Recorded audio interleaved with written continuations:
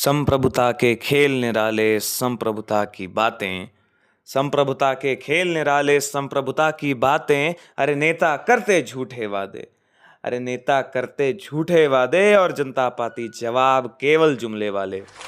माननीय सदन अध्यक्ष महोदय और मेरे सभी साथियों को मेरा मुदत मेहरुतरा का नमन। महोदय, जब मैंने पक्ष द्वारा दिए गए इस रिलीजन न्यूट्रलिटी बिल का ड्राफ्ट देखा तो मैं अचंभित रह गया, क्योंकि इस ड्राफ्ट के चैप्टर 4A में साफ साफ लिखा है कि सरकार सारे नागरिकों के लिए एक समान कानून लाना चाहती है, वह यूसीसी लाना चाहती है।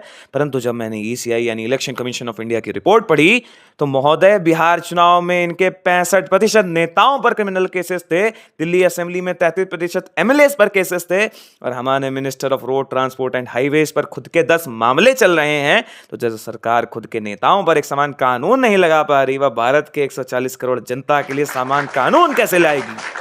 महोदया, मेरे पक्ष के समस्त साथियों ने बार बार बाबा राव अंबेडकर के वाक्यों का प्रयोग किया, परंतु अगर इनके खुद के नेताओं बाबा अंबेडकर द्वारा दिए गए संविधान को पढ़े होते तो आज समझते कि इनका ड्राफ्ट कागज के टुकड़े से ज्यादा कुछ नहीं है। क्योंकि एक तरफ जहां सरकार सबके लिए इक्वालिटी की बात करती है, वहीं दूसरी ओर सरकार रिलीजियस इंस्टीट्यूशंस पर टैक्सेशन लगाकर उसी पैसे को रेगुलेट करेगी। तो यह उस भारत के संविधान में दिए आर्टिकल 26-27 का सीधा उल्लंघन नहीं, जो हर नागरिक को फ्रीडम टू रिलीजियस अफेयर्स का हक देता है।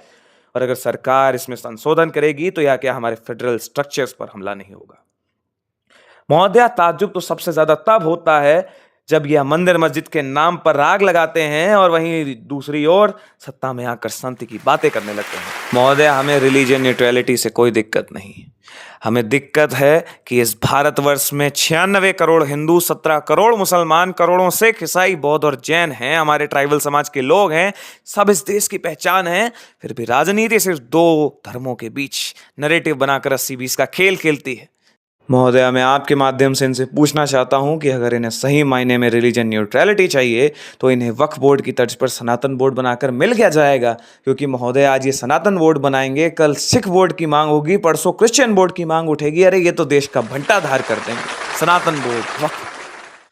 क्या ट्राइबल ट्रेडिशंस, कल्चरल आइडेंटिटीज और छोटे कम्युनिटीज इस डिबेट में कहीं नहीं है?